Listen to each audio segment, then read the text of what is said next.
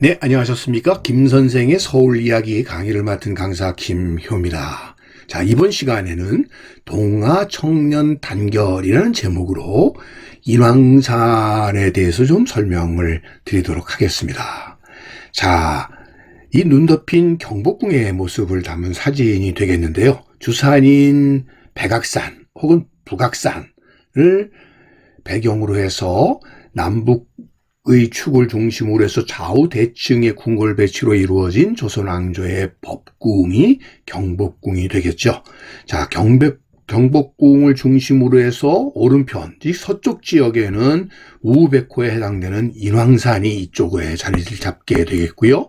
동쪽으로는 여러분들 대학로 뒤쪽에 해당되는 낙산이, 그래서 좌총령 우백호로, 즉 북쪽에서 남쪽을 바라보도록 되어 있고요. 이 앞에 보이는 세종로가 당시에는 6조 거리가 되겠죠. 그래서 정부의 주요 부서들이 바로 다 모여 있었던 공간을 지금 보여드리고 있습니다. 이거 시대를 좀 거슬러 올라가서 1930년대의 사진을 되돌아보게 되면 바로 그 시절이 일제강점기다 보니까 조선 왕조의 법궁이 크게 훼손이 되어서 수많은 전각들이 다 사라지게 되었고요. 떡하니 바로 이 가운데에 지금은 이 궁궐 자체, 이 건물 자체를 지금은 제거했습니다만 당시에 조선총독부가 바로 이 가운데 떡하니 자리를 잡고 있었고요. 정문에 해당됐던 광화문도 지금 보이질 않죠. 그 광화문에 해당됐던 중문에 해당됐던 광화문은 바로 이 자리로 옮겨갔습니다. 지금 여러분들 이 옆에가 동쪽에 있는 건춘문이 되겠고요. 건춘문 북쪽으로 이렇게 옮겨갔고, 보시다시피 대체로 전각들이 거의 다 사라져 버렸다는 걸 알 수가 있고요. 결국 이 경복궁 내에 많은 잔디밭이 생기게 된 것도 바로 이때부터였다고 볼 수가 있겠네요. 그나마 지금 남아있는 곳은 이 동쪽에 있는 동십자각은 궁궐 밖에 지금 현재 남아있고요. 서쪽에 있었던 서십자각은 없어졌다는 걸 알 수가 있습니다. 그리고 전면에 있었던 궁장, 즉 궁궐의 이 담장 자체가 사라져버리게 되었던 것이죠. 궁궐로서의 기본적인 기능을 잃어버렸다라고 볼 수가 있겠는데요. 가장 중심적인 건물인 근정전은 그나마 남아있는 거죠. 그러다 보니까 앞에 있었던 문들은 다 사라져버렸네요. 지금은 복원이 된 광화문이라든지 부터 시작을 해서 근정문에 이르기까지 이런 세 개의 문들은 다 없어져 버렸고, 그리고 그 옆에 있는 경회로는 남아있다는 걸 확인해 볼 수가 있겠는데, 자, 지금 경회로와 그 앞에 연못을 보여주고 있는데, 자, 이곳은 2층 누각의 형태로 되어 있어서 2층에 오르게 되면 주변 사방을 마치 풍경화를 보듯이 이렇게 주변을 관람할 수 있도록 만들어진 정자 형태의 건물이 바로 경회로가 되겠습니다. 경회로에서 이 서쪽 방향을 보게 되면 인왕산을 볼 수가 있겠는데, 특히나 이 인왕산의 이 주봉 밑에 이 부분이 바로 치마바위가 되겠고요. 특히 그 치마바위는 여러분들도 잘 아시겠습니다만 바로 중종이 왕이 되기 전에 부인이 바로 그 단경왕후였죠. 그 연산군과 사돈매분간이었던 신수군의 딸인 이 단경왕후. 그러나 중종 반정 이후에 그 연산군과의 관계 때문에 결국 강제로 폐위가 되었죠. 그러다 보니까 그의 첫 부인을 기리는 중종, 그리고 남편을 잊지 못하고 있었던 단경왕후, 그래서 연결고리가 되었던 것이 인왕산 밑에 마을에 살았던 이 단경왕후를 그리며 인왕산을 바라보던 중종, 그의 남편의 그러한 마음 이야기를 듣고 그의 치마를 내걸었다고 하는 이야기로부터 나온 인왕산 치마바위. 자, 그런 스토리가 전개되는 수 있었던 곳이 바로 이 장면이라면, 인왕산 정상에서도 렌즈를 당겨서 찍어보면 바로 그 위치에, 바로 이 위치, 내가 바라봤었던 그 위치를 이렇게 경회로의 모습을 확인해 볼 수가 있는데요. 자, 이곳에서 카메라 렌즈를 당겨서 인왕산을 바라보게 되면 묘하게도 이 화강암 바위 흰 부분 사이에 뭔가 이렇게 글자들이 새겨졌다가 이렇게 다시 쪼아서 이 글씨를 뜯어낸 듯한 모습들을 확인해 볼 수가 있습니다. 자, 그래서 저는 인왕산을 생각할 때마다 제일 먼저 떠오르는 것이 바로 일제 조선 총독부에 의해서 이루어졌었던 바로 이런 바위를 훼손하면서 내세웠던 구호성의 이 행위가 늘 떠오르게 마련인데, 자, 이게 바로 뭐냐 하면은 이런 글씨가 새겨져 있었던 겁니다.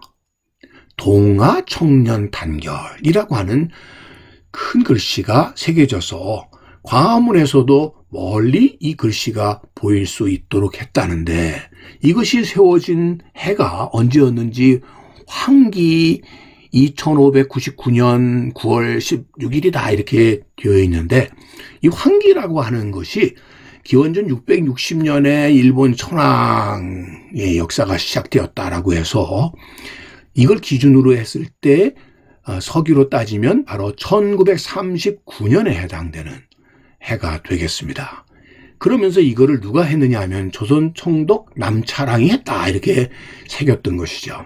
자, 이 남차랑이라는 게 누구냐 하면 바로 미나미 지로로 1936년도부터 42년도까지 7대 총독으로 부임했었던 사람이 바로 미나미 지로가 되겠고요. 바로 요 시기가 중일전쟁과 태평양전쟁이 거듭 일어났던 시점에 흔히 소위 내선일체라고 하는 걸 앞세워서 민족 말살 정책을 추진했었던 일본 총독이 바로 그런 행위를 벌였던 것이죠. 미나미 지로가 조선 통치를 하면서 내세웠던 목표 중에 하나가 아직까지 못 왔었던 일본의 천황이 조선에 올 수 있도록, 그걸 첫 번째 목표로 삼았어요. 일본 천황이 행차를 하도록. 자, 그러기 위해서 조선을 철저하게 일본의 식민지로 삼으면서 일본인과 마찬가지로 조선인도 징병제도에 의해서 일본군이 되도록, 황군이 되도록 하는 걸 두 번째 목표로 삼았고요. 이걸 위해서 내세웠던 여러분들 소위 우리 민족 말살을 정책의 예로서 많이들 들고 있는 내선일체, 내지인과 조선인은 하나다, 뿌리가 같다. 여기서 국어라는 것은 당연히 일본어겠죠. 국어를 상용해야 된다. 신사참배 강요, 창씨 개명 등과 같은 일련의 민족 말살 정책을 추진하게 됐던 한 것이 그의 정통치 목표였다고 볼 수가 있겠습니다.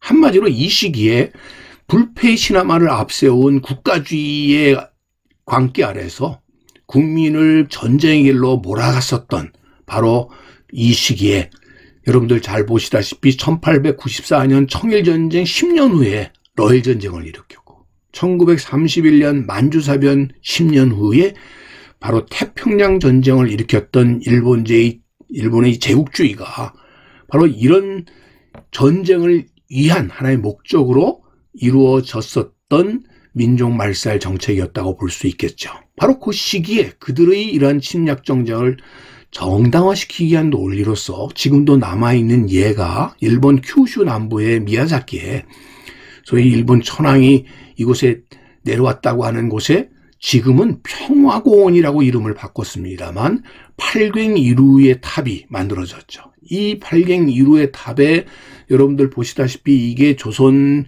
경상남도, 경상북도 이런 표지에 글이 새겨져 있는 돌들, 즉 당시 일본의 식민지였던 곳에서부터 걷어들인 돌로 쌓은 탑이에요. 그래서 팔괭이루라고 하는데 이것은 다시 얘기하면 세계는 하나다, 뭐 이런 얘기의 의미가 되겠고, 결국 이것이 일본의 제국주의 침략의 하나의 상징물이라고 볼 수 있겠는데, 바로 1940년대의 일본의 침략 전쟁에 하나의 명분을 제공하기 위한 것이었다고 볼 수 있겠습니다. 이때의 팔괭이루 또 오적 협화, 이게 당시에 중요한 그들의 침략전쟁의 명분이었는데, 그 중에 여러분들 1938년 이래로 조선연합청년단이라는 게 결성이 되게 되고, 1939년도에는 이 조선에서 대일본 청년단 대회를 개최하는데, 이때 일본, 조선, 만주, 몽고, 중국, 이 당시 중국이라는 건 대만을 의미하는 건데요, 대표단이 오게 되죠. 그럴 때 오족입니다. 그래서 이 5오족이 서로 힘을 합쳐서 이 동아 청년 단결을 해야 된다는 거죠. 그렇게 함으로써 세계 평화를 이루어내자, 이게 그들이 얘기하던 전쟁의 명분이었죠. 이거를 인왕산 바위에 새겼다, 이렇게 보시면 되겠고요. 여기서의 오족의 막형은 당연히 일본인이고, 팔갱을 이룰 때 그 지붕에 해당되는 건 일본 천황이 되겠죠. 결국 일본이 세계를 제패하겠다라는 논리가 되겠고요. 이것이 바로 대동아 공영론의 바로 환상이 되겠습니다. 즉, 전쟁 동원체제를 강화하기 위한 하나의 명분으로 뭐를 내세운 거냐? 동아 청년 단결을 내세웠다, 이렇게 보시면 되겠고요. 이를 위해서 대동아 공영을 내세워서 서양 오랑캐, 즉 유럽의 침략을, 백인들의 침략을 막기 위해서 이 아시아는 단결해야 된다. 그러면서 서양 오랑캐 대신 일본인이 아시아를 지배해야 된다. 당시만 하더라도 이런 논리가 당연한 것으로 받아들여졌고, 서양 오랑캐를 막기 위해서 우리는 하나로 뭉쳐져야 된다는 논리로 이어졌다고 보시면 되겠습니다.